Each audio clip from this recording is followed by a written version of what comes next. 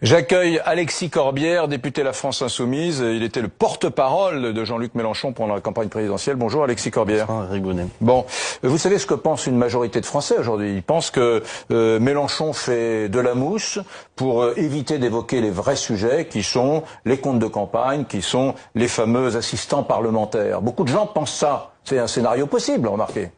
Oui, bon, je ne sais pas si la majorité des Français, vous comme moi à ce stade, franchement, je ne sais pas les conséquences de tout ça, mais effectivement, nous sommes assez en colère. Alors, il faut aller sur le fond.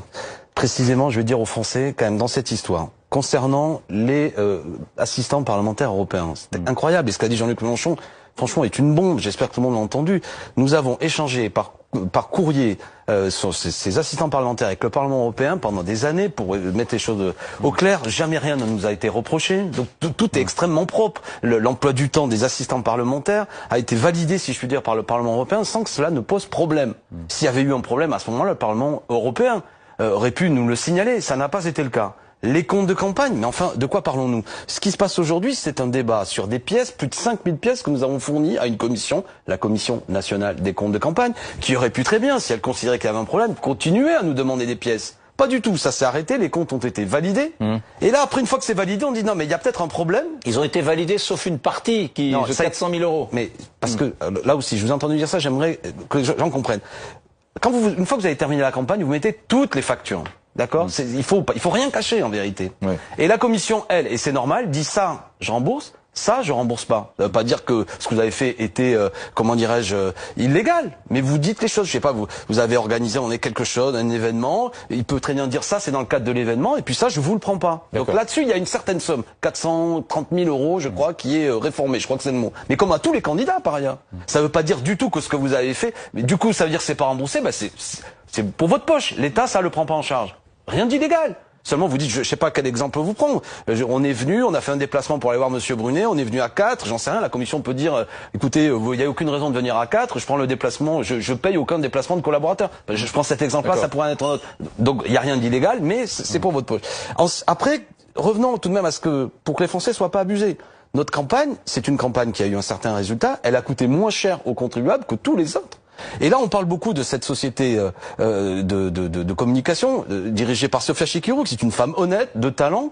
Elle n'a pas coûté plus cher que les autres sociétés. J'aimerais démentir ce que j'entends sur des radios, d'ailleurs, qui me sont chères de service public depuis ce matin, comme quoi il y aurait eu des tarifs plus importants. J'en veux à Madame Leguet, qui était là tout à l'heure de Paris Match, elle dit c'est plus cher que les grilles tarifaires. Non. Par exemple, une journée de conseil facturée à 600 €, vu que c'est un chiffre qui circule aujourd'hui, le tarif... On voit les coûts des campagnes là à l'antenne, hein, on voit alors, très bien. Que les choses, par rapport au nombre de voix que l'on a obtenu et la durée de la campagne, nous, ça nous fait 1,52 € par voix obtenue, et on est ceux qui ont coûté le moins cher. Une boîte de communication qui a coûté très cher pour un candidat, c'est celle de Monsieur Macron. Attendez, j'entends. Bon, non mais attendez, j'aimerais terminer cet argument. Par exemple, 600 €, c'est dit, je vais dire par France Inter, France Info depuis ce matin, la journée de communication. Le tarif moyen, c'est 932 € si vous faites appel à une autre boîte. J'entends aussi, on dit, mettre en ligne un discours de Jean-Luc Mélenchon, c'est facturé 250 €, c'est trop cher. Je discutais avec Franck Tapiro, qui sortait de votre plateau tout à l'heure, il dirigeait une boîte de com, il me dit, mais moi, au minimum, je le fais à 300 ou 400 €. D'accord? Donc, de quoi on nous accuse?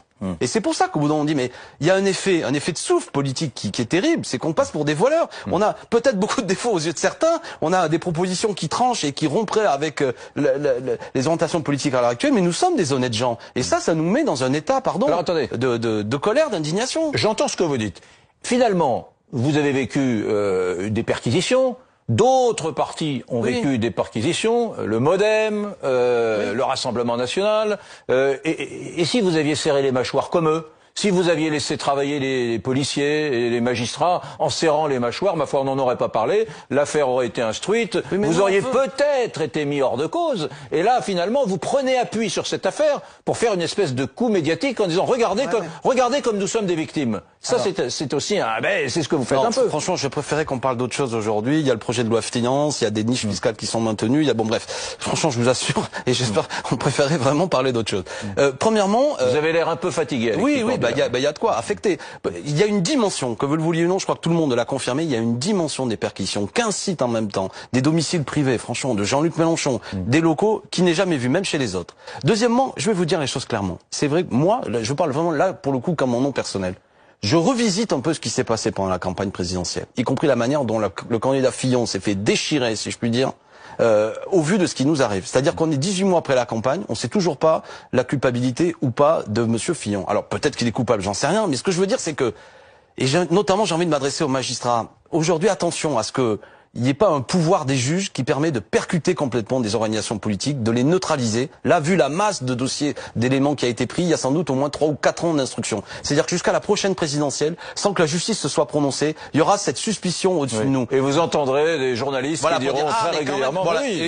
Alors, je le dis, ça, c'est pourquoi on en vient après à la question du procureur. On peut discuter sur... Il vaut mieux qu'il y ait peut-être maintenir l'indépendance des procs. Mais sur des dossiers sensibles, il pourrait se décaler, se dessaisir et confier ça à un juge d'instruction, voire même une collégialité de juge d'instruction, parce que c'est sensible. Est-ce qu'on doit perquisitionner ou pas le domicile privé d'un des principaux chefs de l'opposition à Macron? Tout de même, quand celui qui prend la décision est quelqu'un qui est directement sous la hiérarchie de la garde des Sceaux, ça fait débat. Et je trouve que c'est intéressant ce que vous dites. Alors, et si, de ce point de vue-là, au moins, écoutez-nous, on n'aurait pas raison que il y a des choses sensibles. Un journaliste, c'est sensible. Si on débarque chez Éric Brunet, qu'on lui prend ses disques durs, etc., j'aimerais que cette décision ait été prise vraiment par un juge d'instruction et pas pour faire taire un journaliste. Vous comprenez? C'est ça le débat. Alexis Corbière, Jean-Luc Mélenchon sont pris cet après-midi au Parti Socialiste, à Europe Écologie Les Verts. Il leur a reproché de ne pas être solidaire et d'avoir même été plutôt des mauvais compagnons dans le feuilleton médiatique qu'on avait il leur a fait un petit cours de rappel d'histoire. En 79, pour les radios libres, le Parti Socialiste avec François Mitterrand avait mis tous ses élus pour empêcher la police de rentrer.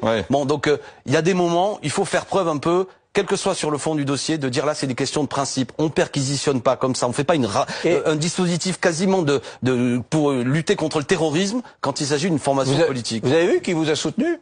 Jean-Marie Le Pen, qui fait un tweet. La contre-attaque de Mélenchon a été vigoureuse et articulée, mais il n'est pas le premier à avoir subi ce type d'agression. Et il rappelle que quand lui subissait ce genre d'opération, Monsieur Mélenchon les approuvait d'ailleurs. Alors c'était un juge d'instruction, mais bon, de Olivier Besancenot à Jean-Marie Le Pen. Mais c'est vrai que le Rassemblement national n'a pas été très dur avec vous. Parce que effectivement, eux aussi sans doute qu'ils ont subi parfois des traitements de justice qui les amènent à se dire qu'il y a quand même peut-être un problème. Parce que ces histoires de collaborateurs du Parlement européen, c'est quand même un petit peu bizarre. Écoutez. Moi, j'ai entendu certains de mes amis qui m'ont raconté les auditions qu'ils ont eues. La police demande c'est quoi votre emploi du temps. En plus, ils comprennent rien. À quel moment vous avez fait telle chose, etc. Enfin, je veux dire, les gens qui ont travaillé avec Jean-Luc Mélenchon, ils ont travaillé pour ce que demandait Jean-Luc Mélenchon. Jean-Luc Mélenchon, il a un discours sur l'Europe, il a un discours sur la France, et tout ça est lié, évidemment. Vous, Corbière, Alexis Corbière, député de la France Insoumise, prof d'histoire, est-ce que vous croyez vraiment à ce que dit Mélenchon, c'est-à-dire qu'il y a une machination médiatico-politique, voilà, avec les magistrats, les policiers, tout le monde ensemble pour ruiner l'image de la France Insoumise? Enfin, la ficelle n'est pas un peu grosse? Cette décision est prise dans un moment. Vous êtes un homme raisonnable, Corbière. Est-ce que la ficelle n'est pas un peu grosse? Ce que je pense, c'est que quand même, le fait que le moment où c'est Édouard Philippe qui cumule ministre de l'Intérieur et Premier ministre. Il est nécessairement au courant. La date auquel cette perquisition a lieu, c'est le moment où le remaniement ministériel a lieu. Bon, il y a nécessairement des gens politiques. Et il vaut mieux d'ailleurs, sont au courant de tout ça, de ce dispositif. Et je veux dire, on peut pas s'empêcher de dire que, et vous-même vous l'aviez pointé, ou je sais pas vous personnellement, mais la presse, il y a 3 semaines, quand il s'agissait de remplacer le procureur, beaucoup de la presse était un peu émue du fait que le Premier ministre avait auditionné ceux qui allaient être procureurs, et même le président de la République. Donc on peut imaginer qu'il y a peut-être un effet de zèle aussi pour plaire au pouvoir en fonction d'une carrière, qu'il y a aussi un moment où il y a une autorisation de dire le moment où ça va avoir lieu, peut-être même que le remaniement, tout ça, ça tombe bien que ce soit au même moment. Et puis de toute manière, en dernière analyse, parce que moi je fournirai jamais une preuve de tout ça, ce que j'observe, c'est l'effet politique de toute façon.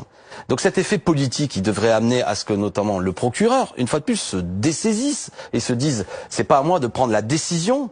Il vaut mieux que ce soit un juge d'instruction qui permet d'ailleurs que les gens aient accès et droit à un avocat. Donc tout ça, c'est quand même des gros sujets. Je répète, moi je suis à la fois pour que les magistrats puissent travailler, mais attention à ce que la manière dont ils travaillent ne percute pas totalement la vie politique. Parce qu'au bout d'un moment, on va basculer dans autre chose. Et je le dis avec respect vis-à-vis des fonctionnaires de police qui ont été mobilisés, mais en plus, ils n'ont pas mieux à faire aujourd'hui. Il y a 60 à 80 milliards d'euros de fraude fiscale chaque année. Et c'est de savoir si, pour quelques milliers d'euros, ce qu'a fait Mélenchon, et qu'il suffit de convoquer ou pour qu'il amène les factures, on devient fou, quoi. Il y a une disproportion. C'est ça qu'on dit, une disproportion. Et de ce point de vue-là, j'aimerais que chacun l'entende. Et je vous remercie d'ailleurs.